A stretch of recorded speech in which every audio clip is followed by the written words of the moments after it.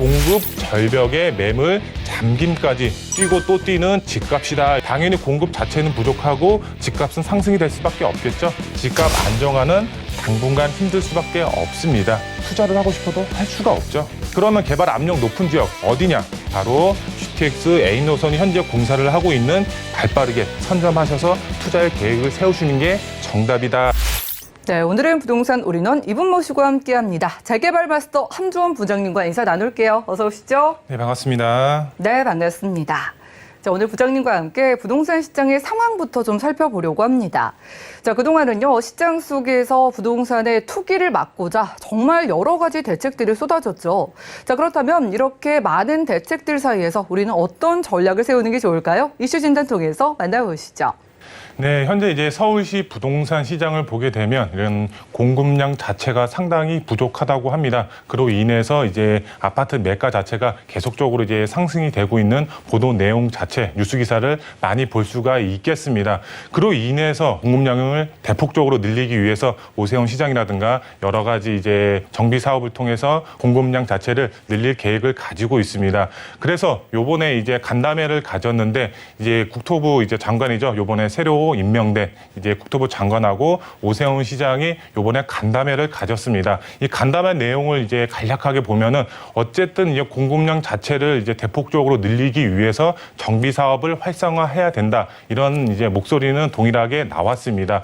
거기에 추가적으로 나온 게 바로 이제 투기 방지 대책, 이제 투기 수요를 억제하면서 주택을 공급하겠다라는 내용이 이제 주된 내용이라고 보시면 좋을 것 같은데요.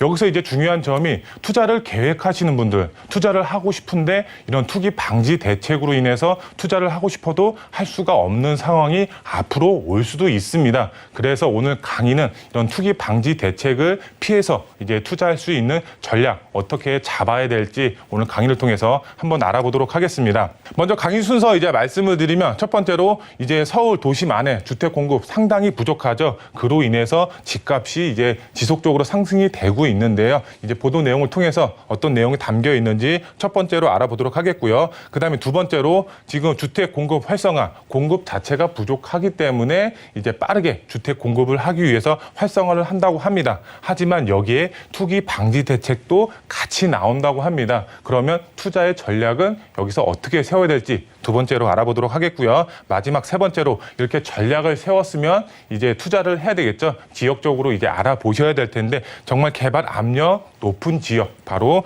연신내 역세권과 이제 광진구 자양동이라고 할 수가 있겠는데요. 이 두 지역 어떤 메리트가 있는지 마지막 세 번째로 알아보도록 하겠고요. 먼저 첫 번째로 이제 공급 자체가 상당히 부족하고 그로 인해서 집값 자체가 상당히 지금 빠르게 지금 상승이 되고 있죠. 우선 보도 내용을 통해서 한번 이제 알아보겠습니다. 보도 내용 보시면 공급 절벽의 매물 잠김까지 뛰고 또 뛰는 집값이다. 이렇게 보도 내용이 나와 있습니다. 천천히 이제 보도 내용을 보시게 되면은 정부는 이제 25차례 부동산 정책을 통해서 대출을 재고 그다음에 다주택자들에게 세금 폭탄을 안기는가 하면 이사 대책, 이제 83만 원 공급 대책을 이사 대책에 내놓았죠.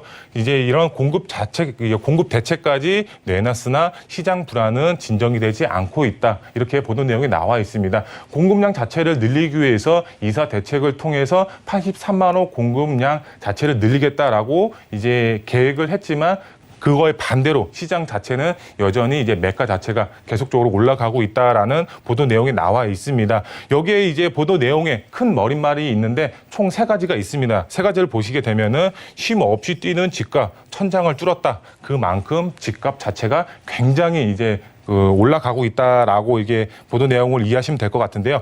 전국 집값은 지난 2019년 이제 9월 달부터 지난달까지 21개월, 서울은 작년 6월부터 지난달까지 12개월 연속적으로 계속 상승이 되고 있다라는 이제 보도 내용이고요. 또 이제 두 번째 보시면 한국은행 공급 부족과 저금리 탓이다 이렇게 나와 있습니다. 보시게 되면 영끌 그다음에 비투로 가계 부채가 팽창하면서 비이상적으로 집값이 뛰자 한국은행은 금융 불균형 키우는 주범으로 주택 가격 급등을 지목했다. 이렇게 보도 내용이 나와 있습니다. 그리고 주택 공급 부족과 전대미문의 이제 완화적 통화 정책이 집값 상승을 불러일으켰다. 이렇게 나와 있습니다.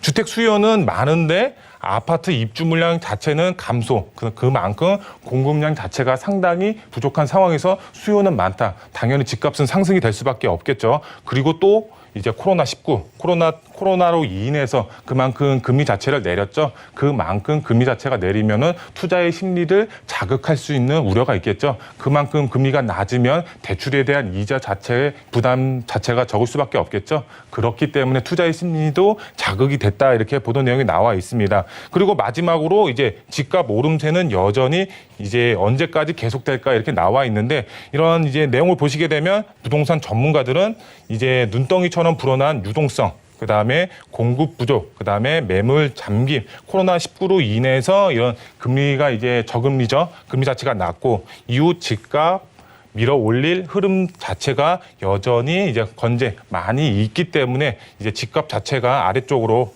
이제 집값 자체가 내려가기는 앞으로 이제 힘들 것이다라는 보도 내용이 나와 있습니다. 이런 거 자체를 봤을 때 공급 부족 자체가 상당히 부족하고 저금리, 그다음에 이제 영끌 이런 여러 가지 상황이 맞물리면서 주택 가격 자체는 상당히 올라가고 있다. 주된 이제 정확한 이제 목적은 이제 주택 자체를 활성화해야 된다라고 보시면 될 것 같은데요. 쉽게 풀어서 설명을 드리면 쉼없이 뛰는 집값 천장 뚫었다. 주된 내용은 뭘까요? 공급 부족입니다. 공급 부족. 왜? 저금리, 그다음에 풍부한 유동성, 그다음에 영혼까지 끌어모아서 투자를 하신 분들 이로 인해서 집값은 계속적으로 상승이 되고 두 번째로 한국은행 공급 부족과 저금리 탓이다 이렇게 나와 있죠. 이걸 보면은 당연히 공급 자체는 부족하고 집값은 상승이 될 수밖에 없겠죠. 왜? 그만큼 저금리이기 때문에 이자 부담 자체가 적은 분들, 그래서 투자를 계획하시는 분들이 많이 있습니다. 그만큼 투자 심리가 자극이 되고 있다라고 보시면 될 것 같고, 마지막으로 집값 오름세는 언제까지 지속이 될까요? 제가 봤을 때는 집값 안정화는 당분간 힘들 수밖에 없습니다. 왜? 우리가 정비 사업이 진행되더라도 이제 뭐 빠르게 추진이 된다고 하더라도 4년, 5년, 길게는 뭐 조금 늘어진다고 하더라도 이제 6년, 7년의 기간이 필요합니다. 지금 자체의 공급량 자체가 이제 빠른 시간 안에, 단기간 안에 나오기가 힘들죠. 그렇기 때문에 공급량 대폭 늘려서 주택을 공급하기 전까지는 주택 가격 자체가 하락기를 접어들기는 힘들지 않을까 이렇게 말씀을 드릴 수가 있겠습니다. 그러면은 이런 공급 자체 이제 집값이 상승이 되고 있는 이유 이제 어느 정도 이제 파악이 되셨을 텐데 집값 안정화를 잡기 위해서는 당연히 이제 공급이 돼야죠. 이제 다음 이제 화면을 보시게 되면은 주택 공급 활성화, 앞으로 주택을 대폭적으로 정말 폭발적으로 늘릴 계획을 가지고 있습니다. 그래서 노영욱 이제 국토부 장관이죠. 새로 임명된 노영욱 이제 국토부 장관하고 오세훈 시장이 이제 간담회를 가졌습니다. 간담회를 가지면서 부동산 시장 안정화, 주택 공급이 우선적으로 이루어져야 되고 거기에 주택이 공급이 됨에 따라서 정비 사업에 투자를 하시는 분들 당연히 많이 있겠죠.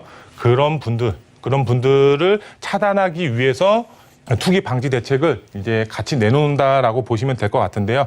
내용을 보시게 되면 재건축, 조합원 지위 양도 제한 시기, 안전진단 이유로 이제 앞당긴다라고 나와 있습니다. 재건축뿐만 아니라 재개발도 이런 시기 자체를 앞당긴다라고 보시면 될 것 같은데요. 두 기관은 재건축, 재개발, 정비 사업은 주택 공급 확충을 위한 필요한 수단이지만 사업 추진 과정에서 투기 소요를 차단할 필요가 있다고 공감대를 모았다 이렇게 보도 내용이 나와 있습니다. 이를 위해 이제 정비사업 조합원 지위 양도 제한 시점을 사업 초기 단계로 조기화해서 개발 이익을 노린 투기 수요 유입 차단을 이제 할 계획이다라고 보시면 좋을 것 같습니다. 이렇게 보도 내용 자체를 보게 되면은 투자를 하고 싶어도 할 수가 없죠. 왜? 이런 이제 조합원 지위 양도 자체가 정말 지금은 뒤로 가 있지만 이거 자체가 앞당겨 온다고 하면은 하고 싶어도 할 수가 없죠. 투자를 종합해서 보시게 되면 조합원 지위 양도 금지 이제 그래프를 보시게 되면 이제 재건축이 있고 이제 재개발이 있죠. 현재를 보시게 되면은 이제 재건축의 경우는 조합 설립 인가 이후까지는 이제 조합원 지위 양도가 가능하죠. 그리고 재개발을 보시게 되면 관리처분 인가 이후 관리처분까지는 이제 그 조합원 지위 양도가 가능합니다. 하지만 앞으로 이제 바뀔 이제 개선안을 보시게 되면 재건축의 경우는 안전진단 안전진단 통과하기가 상당히 어렵죠. 지금 이제 규제 정책 자체가 이제 안전진단 하기가 굉장히 어렵습니다. 하지만 이 안전진단이 통과가 되면은 이제 조합원 지위 양도가 이제 불가능하고, 그다음에 재개발 자체는 이제 관리 처분 인가 이후에서 구역 지정 이후로 규제 자체가 이제 변한다라고 보시면 좋을 것 같습니다. 이거 자체를 보시게 되면은 투자를 하고 싶어도 할 수가 없죠. 왜? 시기 놓치면 정비 사업에 투자를 못 하죠. 그래서 선점해서 투자의 계획을 세우셔야 됩니다. 예정기 쪽으로 이제 투자를 이제 계획하셔서 이런 투기 방지 대책을 피하셔서 투자를 하셔야 되겠죠.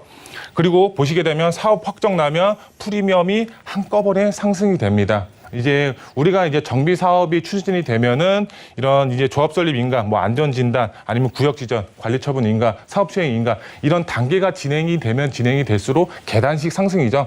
이제 상승이 됐다가 조금 이제 좀 보합세를 유지했다가 다시 사업이 진행이 되면 다시 프리미엄이 상승되고, 이렇게 이제 피 자체가 계단식 상승이, 프리미엄 자체가 상승이 되는데, 여기서 보시게 되면 사업 완전 초기로 이제 그 조합원 지위 양도가 이제 바뀝니다. 그렇게 되면 사업 초기에 바로 프리미엄 자체가 계단식 상승이 아니라 바로 껑충 뛰는 그런 시기가 이제 앞으로 옵니다. 투자를 하고 싶어도 할 수가 없죠. 프리미엄 자체가 4억, 5억, 뭐 많게는 이제 한남 3구역 같은 경우는 프리미엄만 지금 10억이라고 합니다.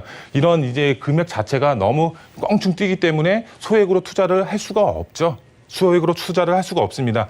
이제 프리미엄 계단식 상승 앞으로 없습니다. 소액 투자 불가능합니다. 그렇기 때문에 소액으로 접근하실 분들의 경우는 이제 재개발 예정지, 정말 이제 재개발이 가능한 지역, 이제 불확실한 지역, 그런 지역이 아니라 정말 개발이 임박한 지역, 이런 그런 개발 예정지에 투자의 계획을 세우시면은 이제 입주권으로 바뀐다라고 보시면 좋을 것 같습니다. 그렇기 때문에 공급 자체를 늘리기 위해서는 정비 사업을 해야 되지만, 정비 사업 안에서 이제 투기 방지 대책이 나왔기 때문에 이런 투기 방지 대책을 피하기 위해서는 예정지 쪽으로 발빠르게 선점하셔서 투자의 계획을 세우시는 게 정답이다라고 보시면 될 것 같은데요.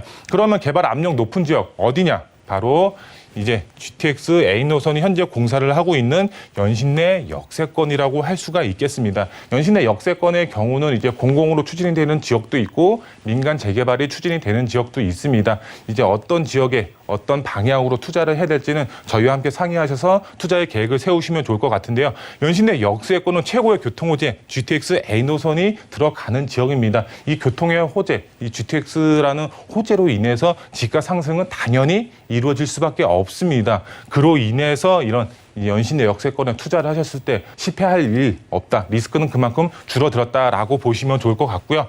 그 다음 두 번째 지역, 광진구 자양동입니다. 자양동 정말 입지가 최고입니다. 왜? 한강변 라인이죠. 한강을 남향으로 바라볼 수 있는 입지적인 장점 가지고 있고, 아래쪽 바로 강남 지역이죠. 강남 지역도 토지 거래 허가구역으로 묶였고, 바로 옆에 성수 전략 정비 구역도 토지 거래 허가구역으로 묶였습니다. 실거주 아닌 이제 투자의 계획만 이제 가지고 있으신 분들은 투자를 하고 싶어도 할 수가 없죠. 그로 인해서 투자의 계획을 세우시는 분들이 이런 자양동으로 이런 투자의 수요가 집중이 될 것으로 보여지고 있습니다. 지금도 집중이 되고 있고요. 이런 지역에 투자를 하셔야지 정말 개발에 따른 이런 이제 수익 자체가 극대화시킬 수가 있겠죠.